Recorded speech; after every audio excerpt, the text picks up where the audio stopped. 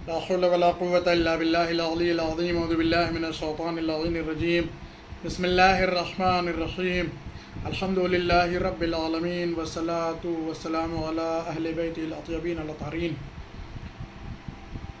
أما بعد فقد قال مولانا وإمامنا أبو عبد الله الصادق عليه الصلاة والسلام: بسم الله الرحمن الرحيم. إن الله عز وجل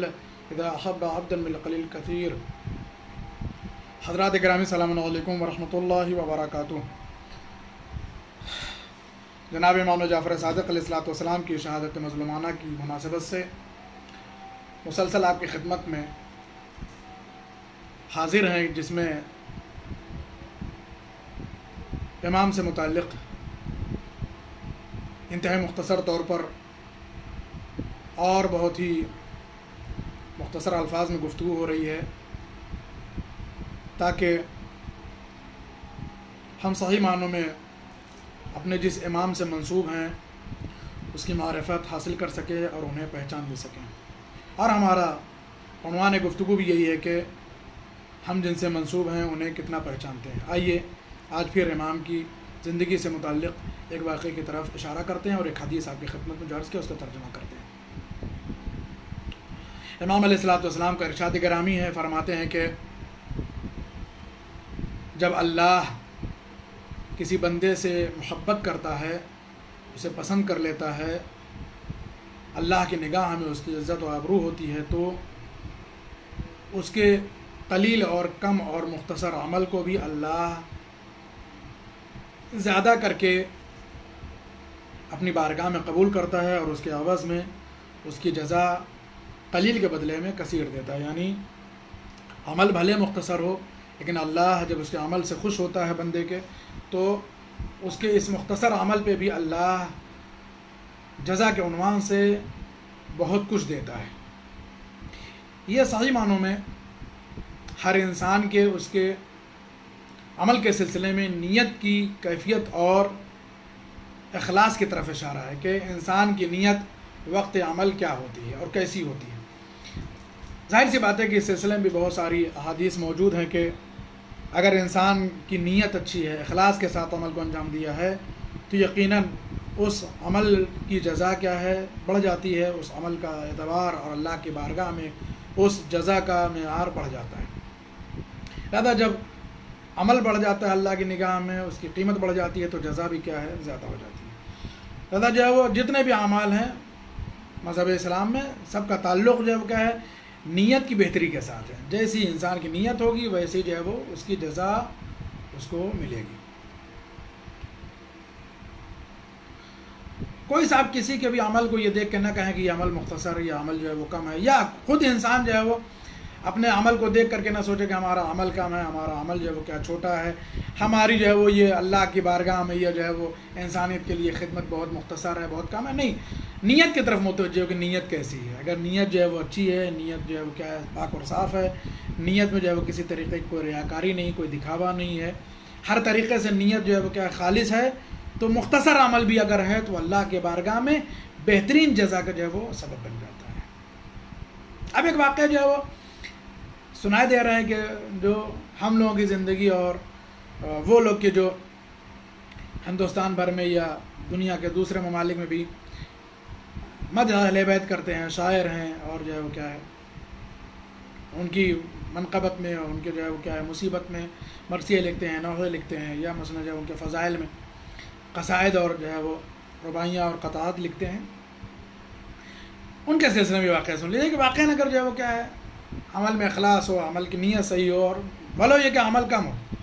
لیکن اس کا مرتبہ بڑھ جاتا ہے، اس کی جزا بڑھ جاتی ہے، اس کا ثواب زیادہ ہو جاتا ہے. چنانچہ ایک واقعہ آپ کی خدمت میں عرض کرتے ہیں کہ جناب زید شحام امام کے صحابی ہیں، امام کی خدمت میں حاضر ہوتے ہیں. وہ کہتے ہیں کہ جو ہے وہ ہم لوگ جو ہے وہ کئی لوگ ایک دن امام کی خدمت میں حاضر ہوئے، یعنی امام جعفر صادق علیہ الصلوۃ والسلام کی خدمت میں، اور وہاں پہ جب حاضر ہوئے تو بہت سارے لوگ تھے. ان میں جو ہے وہ کیا ہے تھوڑی دیر کے بعد ایک شخص آیا جس کا نام ہے عفان، جعفر بن عفان. کہتے ہیں کہ زید حشام کی یہ شاعری کرتا تھا اور اہل بیت علیہ السلام کے لیے بالخصوص امام حسین علیہ السلام کے لیے مرثیہ لکھتا تھا، اشعار لکھتا تھا، ٹھیک ہے، مرثیہ لکھتا تھا، نوحے لکھتا تھا جس میں لوگ گریا کرتے ہیں۔ اب آج ہمارے یہاں جو ہے مرثیہ کا چلن تقریباً ختم ہو گیا ہے،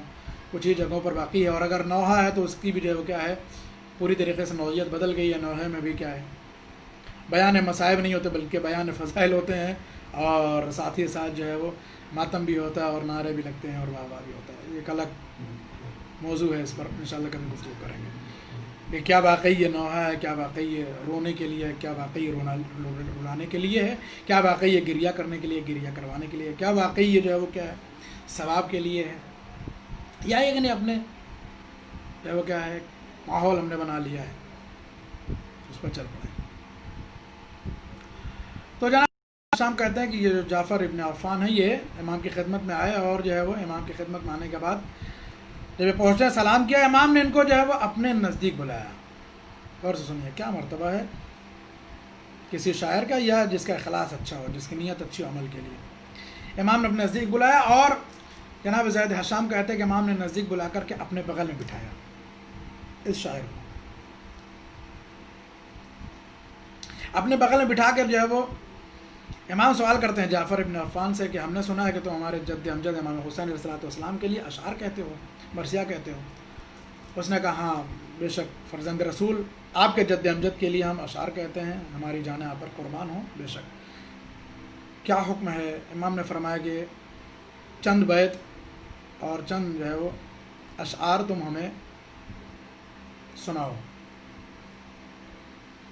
کہتے ہیں کہ جو ہے وہ جیسے ہی جناب جعفر ابن عفان اشعار سنانے میں مصروف ہوئے، امام صادق علیہ السلام کے اوپر اتنا گریا طاری ہوا۔ سوچئے کہ جو ہے وہ نوحہ کیا ہے، مرثیہ کیا ہے واقعی۔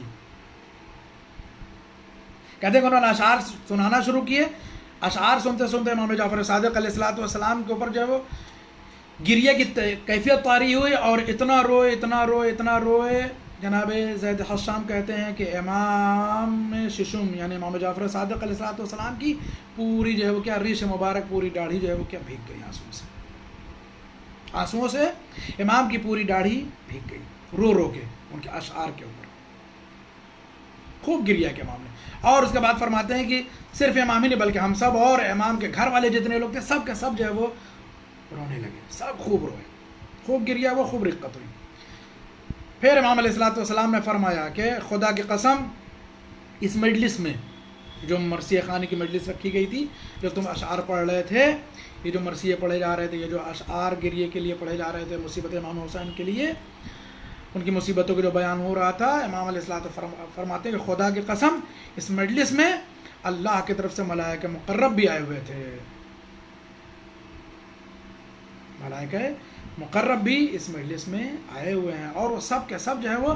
امام علیہ السلام کے مرثیے کو سن رہے ہیں، ان اشعار کو سن رہے ہیں، اور وہ سب جو ہے وہ امام علیہ السلام کی مصیبت کے اوپر آنسو بہا رہے ہیں۔ پھر اس کے بعد آپ نے شاعر کی طرف جو جعفر ابن عفان ان کی طرف خطاب کیا اور فرمایا کہ تم جانتے ہو کہ یہ جو تم اشعار کہہ رہے ہو اس کے نتیجے میں تمہیں کیا ملنے والا ہے؟ انہوں نے فرمایا کہ آپ ہی بیان فرمائیے۔ امام نے فرمایا کہ جو تم نے اشعار کہے ہیں اس کے عوض میں یہ جو تم نے مدح سرائی کی ہے، جو تم نے مرثیہ سرائی کی ہے، یہ تم نے مرثیہ خوانی کی ہے، یہ تم نے اشعار سنائے ہیں مصیبت امام حسین کے، فرماتے امام علیہ السلام کہ اس کے عوض میں اللہ تمہیں اہل بہشت میں قرار دے گا، یعنی تم جنتی ہو، اور تمہارے سارے گناہوں کی اللہ کیا ہے مغفرت کرتا ہے، تمہارے سارے گناہوں کو اللہ جو ہے وہ معاف کر دے گا۔